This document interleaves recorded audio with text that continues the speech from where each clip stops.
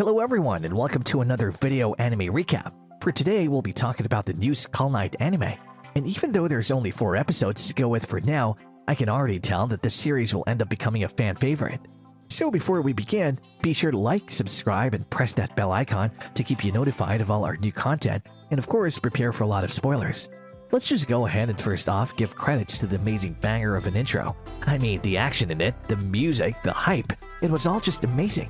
And in turn set me in the mood for what the series will be including moving forward.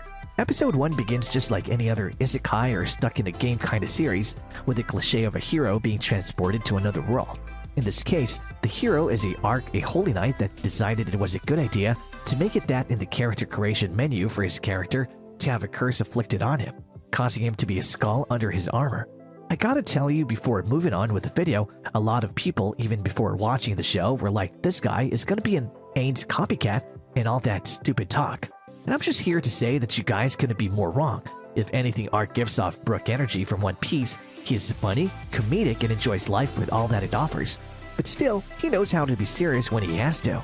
With that in mind, I can carry on with the video now. As he reaches the new world, he's summoned for Arc almost immediately understands his circumstances and the fact that he was isekai to a new world, in which he, as I might add, ecstatic about.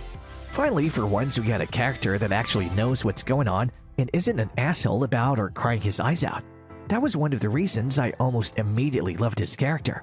Arc then goes on a test drive to discover if there was any changes made to his avatar in this transfer he underwent, and apparently there were a few alterations, like the fact that his teleportation spell became a short distance teleport. Instead of being able to teleport to anywhere, his mouse arrow pressed on for the obvious reason of it not existing here.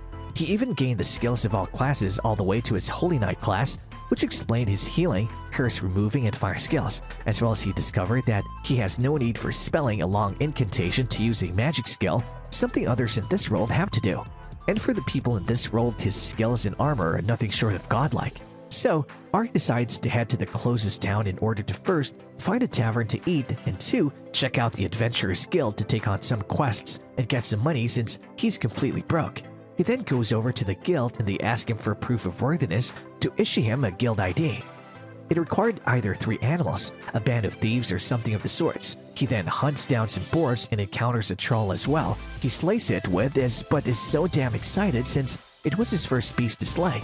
He then grabs its head and heads back to the guild, where they issue him an official ID and teach him about magical crystals that are inside of monsters that sell for quite a hefty price and can be used in crafting as well. During one of his errands, we were returned to the first scene in episode 1 with a young girl being assaulted by cutthroats. Arc then picks the perfect time to strike and goes in with a single cleave, slashing 4 of them and dispatching the rest with even more ease. He then saves the girl and her maid while they dress in sorts of suitable attire after having their clothes torn. He burns the corpses of the dead after plundering them for all the valuables they had and carries on escorting the young noble lady, gaining her favor, which might play a great role going forward. In episode 2, he takes on a herb escort and gather mission in a village on the outskirts of the town so he wouldn't draw the attention of everyone else. He then meets his employer, who is a young girl trying to help her mother carry the burden after her father's death.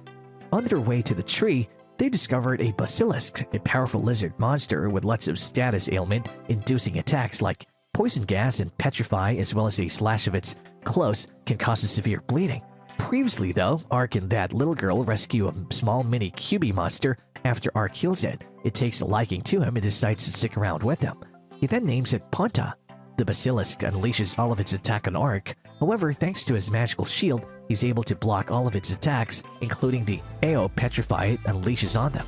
He's then able to almost instantly and with a single attack to tear it into 2, and just then they encounter a giant boar in which he kills and gives it to the villagers as a gift.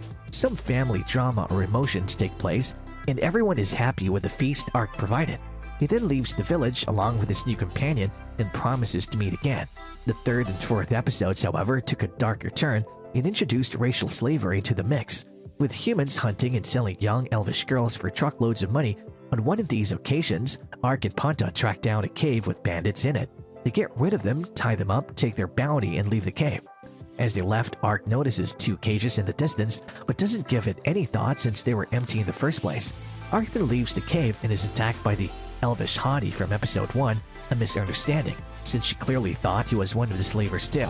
She then halts her attacks after realizing that the companion he has along with him is actually a spirit animal that usually would never take a liking to humans unless they were pure of heart. She then gives Ark the chance to explain the misunderstanding and informs him of the slavery that's being induced on her people, and just like that, without even a name reveal, disappears. On the next day, Ark attempts to find her again since she was the first elf you've ever seen, and mostly he's kinda having the hots for her. I mean, who can blame him, really? She got one hell of a rack on her, and her curves are just magnificent. Kudos to the animators on the design. He then attempts to find her in the elven forest, and instead finds the slavers hunting down a defenseless elvish child, stabbing her with their blade for the heck of it, and then putting her in the cage along with the rest of the girls. The moment Ark tries to intervene, the elvish warrior pops out of the woods like a flash and attacks the slavers, overwhelming them. Her efforts are halted though when a rich snobby kid threatens to harm the girls if she so much as blinks at them funny.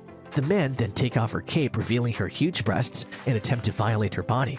On the verge of tears, Ark intervenes, taking matters into his own hand, teleports behind the slaver, threatening the child, and lariats the living crap out of him, launching him into a tree, knocking him out cold. He then apologizes to the elvish warrior and tells her that he couldn't just sit by and watch and had to intervene even though he promised that he wouldn't. Knowing that the girls are now safe, she dispatches the rest of the slavers with ease while the ones that survive flee the scene in fear. Once they free the girls, they discover that they had spirit magic dampening chokers around their neck. Ark then uses his uncursed skill to remove the chokers and proceeds to heal the injured girl completely. And even though the girls at first were afraid of him, after what he did for him, they thank him and even played with him and Panta.